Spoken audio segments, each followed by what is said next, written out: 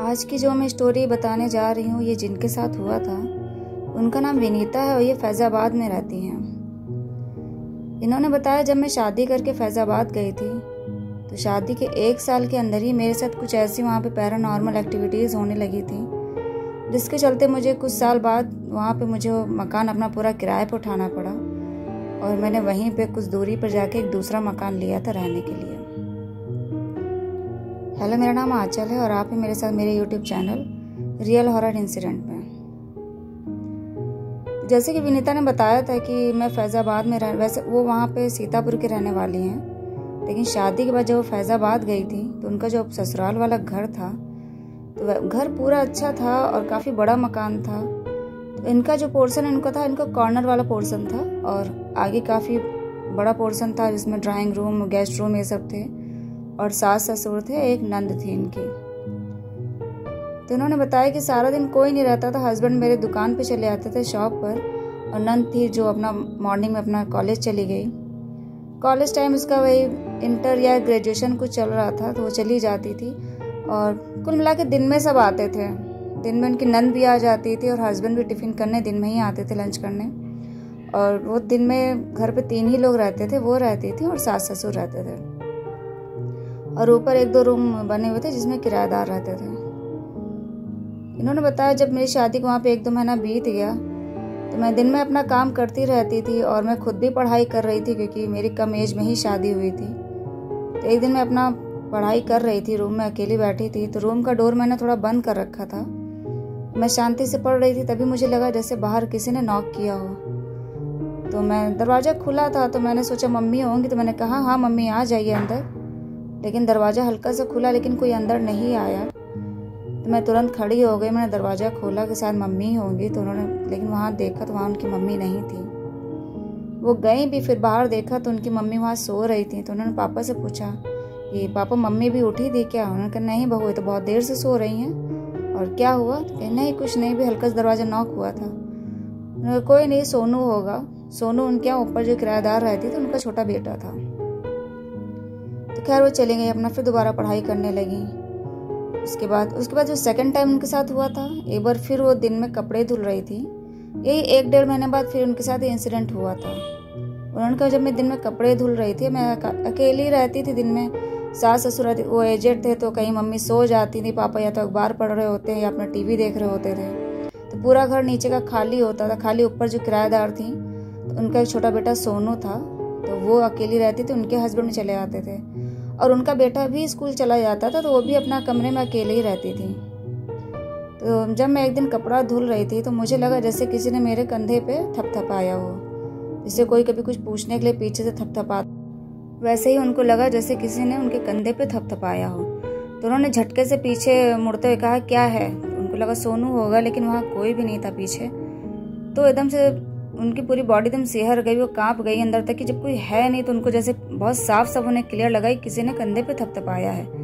वो कपड़ा छोड़कर खड़ी हो गई। उन्होंने तुरंत ऊपर आवाज़ लगाई जो उनके किराएदार रहती थी, तो उनसे पूछा कि क्या सोनू आया था नीचे? तो वो बोली नहीं तो दीदी सोनू नहीं आया, तो वो तभी स्कूल से भी नहीं आया है और आने वाला है, क्या हुआ? तो कहीं नहीं कुछ नहीं। और उन्होंने उनसे नहीं बताया। तब अंदर गई, मम्मी से पूछा मम्मी अभी आप आई थी कुछ कहने के लिए? तो उन्होंने कहा नहीं बहू हम तो नहीं आए थे। अब उनका सर झल्ला गया, मतलब वो चकरा गई कि आखिर ये है क्या। 2-3 बार से उनके साथ ऐसा कोई हो रहा है कि कोई डोर नॉक करता है, कोई उनको थपथपा रहा है। अब उनके दिमाग में सारा दिन ये नाचता रहा कि आज मैं शाम को पूछ के ही रहूँगी। तो शाम को जब उनके हस्बैंड और सब लोग बैठे खाना खा रहे थे तो उसके बाद जब मम्मी और वो बैठी थी, उनकी नंद बैठी थी, तो उन्होंने अपनी मम्मी से कहा मम्मी ऐसा है मेरे साथ, ये सब चीज़ें कुछ हो रही हैं।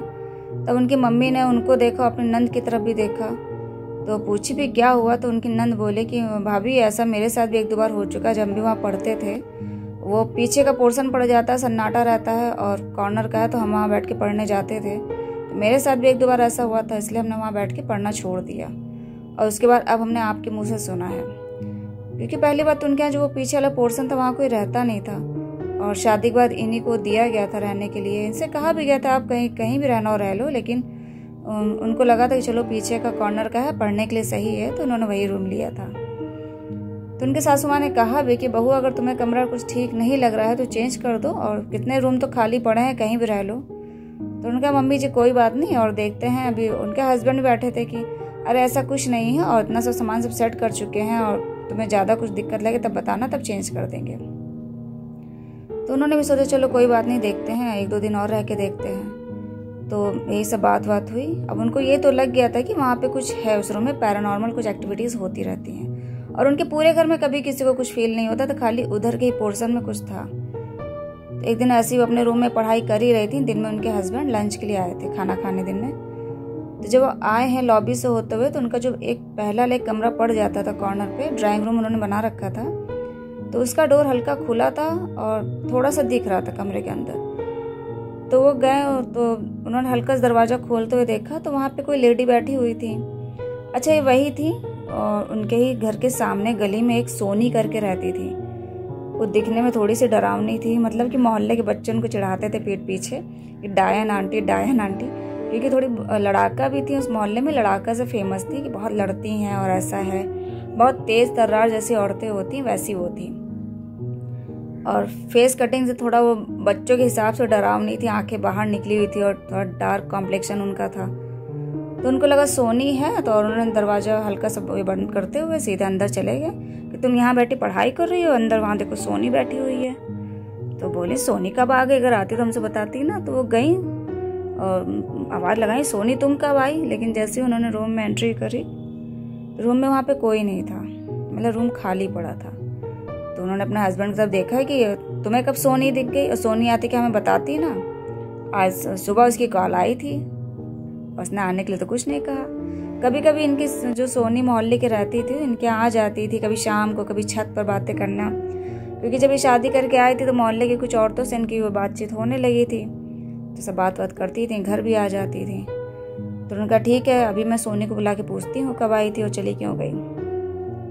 इन्होंने तुरंत सोनी को फ़ोन लगाया कि सोनी तुम अभी आई थी क्या। तो कही नहीं तो हम तो अभी यहीं घर पे ही हैं, लेटे हुए हैं, और आते तो बताते ना क्या तुम्हें, कि हमारे हस्बैंड तो कह रहे कि तुम आई थी। तो वो हंसने लगी कि हाँ उनको ऐसे भ्रम हुआ होगा, और बस बात करके फ़ोन काट दी। तो उन्होंने अपने हस्बैंड से कहा भी कि तुम झूठ के बोले सोनी आई है। तो उन्होंने कहा अरे हम झूठ के बोलेंगे, वो बिल्कुल यहाँ बैठी थी, हम उसको क्या पहचानते नहीं है, वो यहीं बैठी हुई थी। तो उन्होंने कहा ठीक है अभी उसको बुला के पूछेंगे। तो उन्होंने बाद में सोनी को बुलाया अभी फ़ोन करके, सोनी तुम यहाँ पे आओ, इनको ये बिलीव नहीं हो रहा है। कहीं ठीक है अच्छा मैं आती हूँ। तब वो आई भी। अच्छा जब सोनी आई तो उनकी जो सास थी वो भी थी उस टाइम, मतलब घर में सब लोग थे, उनकी नंद, सास, ससुर, हस्बैंड। तो जब सोनी आई तो उनके हस्बैंड ने साफ सका, उनके भी आज चेहरे पे एक डर जैसा था कि भाई वो तो सच बोल रहे हैं तो लोग बिलीव क्यों नहीं कर रहे हैं। तो जब सोनी आ गई तो उन्होंने साफ सका अरे सोनी तुम आई थी और हमको देख के भाग क्यों गई। उन्होंने कहा नहीं भैया हम भाग क्यों जाते, हमें आता तो वहाँ बैठते बातें ना करते, हम तो आज सुबह फ़ोन किए थे, हम आज नहीं आए, हम कल आए थे, अभी तो फ़ोन आया तब हम आए हैं। तो सब लोग ये देखने लगे एक दूसरे का मुंह। तो कहीं क्या हुआ, कहीं कुछ नहीं, ये कह रहे ये जब ऑफिस से आए थे लंच करने के लिए तो कह रहे सोनी बैठी थी कमरे में। तो बोले हाँ तुम्हारी सगल की बिल्कुल एक लेडी यहाँ बैठी थी, बिल्कुल हमें लगा तुम ही बैठी हो। सोनी बोले नहीं भैया हम तो नहीं आए थे, अब हमें नहीं पता कैसा क्या है। तो खैर वो अपना बात हो के चली भी गई। तो उसके मन में भी एक शंका हो गई थी कि हाँ इनके घर में कुछ ऐसी चीज़ें होती हैं, क्योंकि पहले भी मोहल्ले में होता है, कहीं सुनी सुनाई बातें कहीं ना कहीं तो पता चल ही जाती हैं। तो उसने बाद में कहा कि भैया देखो चेंज कर दो अगर कुछ लग रहा है ऐसा, क्योंकि हम तो नहीं आए थे, कुछ मेरे ही शक्ल बना के कोई छलावा, या कभी छलावा एक चीज़ होती है जो कभी किसी की आवाज़ या चेहरा बना के आ जाती है, कभी कभी कुछ होता है ऐसा रियल में भी। तो उन्होंने कहा कि आप ना कमरा चेंज कर दीजिए और अगर जगह सही नहीं है तो वहाँ मत रहिए। तो वही उनकी सास ने भी कहा कि बहू ऐसा तुम वहाँ मत रहो, और जगह सही नहीं है, कुछ गलत तो कभी किसी के साथ नहीं हुआ है लेकिन मत रहो। खैर उन्होंने अपना कुछ वही दूसरे दिन ही सब कमरा सब शिफ्ट कर दिया, जितना सामान था दूसरे पोर्शन में शिफ्ट किया, उसको पूरा घर वहाँ उधर का जो पोर्शन था उन्होंने पूरा बंद कर दिया। वही उन्होंने बताया जो विनीता थी कि मैंने अपना सब वहाँ पे सामान वहाँ से हटा के शिफ्ट कर लिया, जब आगे रहने लगे तो कोई दिक्कत नहीं, बस उसी पोर्शन में ही कुछ था तो उसको बंद ही रखा हम लोगों ने। और उसके बाद जब पूजा जब करा दी है उसको ठीक कराया, बंदेजी करवाई है। बाद में इनके जब सास ससुर कुछ साल बाद ख़त्म हो गए और नंद की भी शादी हो गई कई साल बाद, तो उन्होंने फिर वो मकान पूरा किराए पे ही उठा दिया। उन्होंने कहा फिर हम लोगों ने दूसरा मकान ले लिया, उसी से थोड़ी दूरी पर छोटा मकान ले लिया था अपने घर का, और उसको पूरा किराए पर उठा दिया था। और किराए पे जो रहता था कभी किसी ने कंप्लेन नहीं की, कभी उनके साथ कुछ ऐसा इंसिडेंट हुआ ही नहीं कि कभी डर लगा हो या कुछ ऐसा हुआ हो। खाली जब कोई घर का ही परिवार का मेंबर रहता था तो उसी के साथ ऐसा कुछ होता था। खैर वो अभी भी अलग रहती हैं, उनका जो घर था वहाँ पे कभी कुछ सुनने में कंप्लेन नहीं आई है, ना कभी किसी किराएदार ने कुछ बोला। तो ये कुछ इंसिडेंट थे जो उनके साथ हुआ था शादी के बाद, और कुछ ही टाइम हुआ जब तक वो वहाँ पे रही हैं। खैर अब तो ऐसा वहाँ पे घर में कोई नहीं रहता, फैमिली मेम्बर जो भी हैं टेनेंट रहते हैं, किराएदार उनके सारे। आप लोग को स्टोरी अच्छी लगी हो तो प्लीज़ वीडियो को लाइक कर दीजिएगा और चैनल सब्सक्राइब कर दीजिएगा। धन्यवाद।